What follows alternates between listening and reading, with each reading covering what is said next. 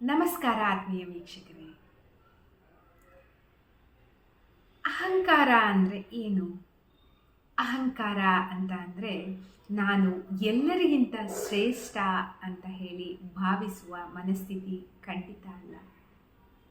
ಅಹಂಕಾರ ಅಂತ ಅಂದರೆ ನಾನು ಅನ್ನುವಂತಹ ಕಲ್ಪನೆ ಏನಿದೆ ಅದನ್ನು ಬಿಗಿಯಾಗಿ ಹಿಡಿದುಕೊಳ್ಳೋದೇನಿದೆ ಅದು ಸಹ ಅಹಂಕಾರವಾಗತ್ತೆ. ನನ್ನ ಮಾತೇ ಮುಖ್ಯ, ನನಗೇ ಎಲ್ಲದೂ ಗೊತ್ತು, ನಾನು ಹೇಳಿದ್ದೇ ಸರಿ, ನನ್ನ ಮಾತನ್ನೇ ಎಲ್ಲರೂ ಕೇಳಬೇಕು, ನಾನೇ ಎಲ್ಲ ಕಡೆ ಪ್ರಧಾನವಾಗಿರಬೇಕು ಅನ್ನೋ ಭಾವನೆ ಬೆಳೀತಾ ಹೋದಾಗೆ ನಮ್ಮ ಅಹಂಕಾರವೂ ಸಹ ನಿಧಾನವಾಗಿ ಬೆಳೆಯುತ್ತಾ ಹೋಗುತ್ತೆ. ಅಹಂಕಾರ ಇರುವಂತಹ ವ್ಯಕ್ತಿ ಇನ್ನೊಬ್ಬರನ್ನು ಕ್ಷಮೆ ಕೇಳುವುದಿಲ್ಲ, ಇನ್ನೊಬ್ಬರಲ್ಲಿ ಕಲಿಯುವುದಿಲ್ಲ. ಆದರೆ ವಿನಮ್ರವಾಗಿರುವ ವ್ಯಕ್ತಿ ಪ್ರತಿಯೊಂದು ವಿಷಯದಲ್ಲೂ ಸಹ ತಲೆಬಾಗಿ ಎಲ್ಲವನ್ನು ಹೊಸದೆಂದು ಕಲಿಯುತ್ತಾ ಅಷ್ಟೇ ಆತ್ಮಪೂರ್ವಕವಾಗಿ ಎಲ್ಲರ ಜೊತೆಗೆ ಬೆರೆಯುತ್ತಾ ಜೀವನ ನಡೆಸ್ತಾರೆ. ಸಾವಿರಾರು ಹಣ್ಣುಗಳಿಂದ ತುಂಬಿಕೊಂಡಿರುವ ಮರ ಯಾವತ್ತೂ ಬಾಗಿರತ್ತೆ. ಅದೇ ಹಣ್ಣುಗಳು ಕಾಯಿಗಳು ಇಲ್ಲದಂತಹ ಮರ ಯಾವತ್ತೂ ನೇರವಾಗಿ ನಿಂತಿರತ್ತೆ. ಹಾಗೇನೆ ಜ್ಞಾನವನ್ನು ತುಂಬಿಕೊಂಡಿರುವಂತಹ ವ್ಯಕ್ತಿ ವಿನಮ್ರತೆಯಿಂದ ಬಾಳ್ತಾನೆ. ಎಲ್ಲರಿಗೂ ವಿನಮ್ರತೆಯನ್ನು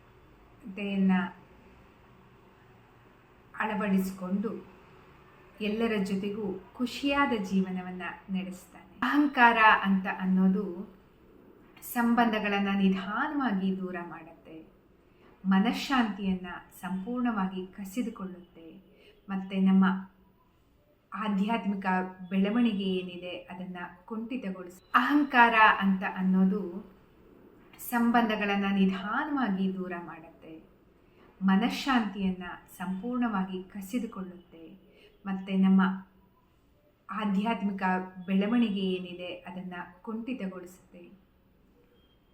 ನಮ್ಮ ಒಳಗೆ ನಾವು ತುಂಬಿಕೊಂಡಿರುವ ಅಹಂಕಾರ ನಾವು ಹೊರಗಿನದನ್ನೆಲ್ಲ ಖಾಲಿ ಮಾಡಿಕೊಳ್ಳುವಂತಹ ಪರಿಸ್ಥಿತಿ ನಮಗೆ ಬರುತ್ತೆ.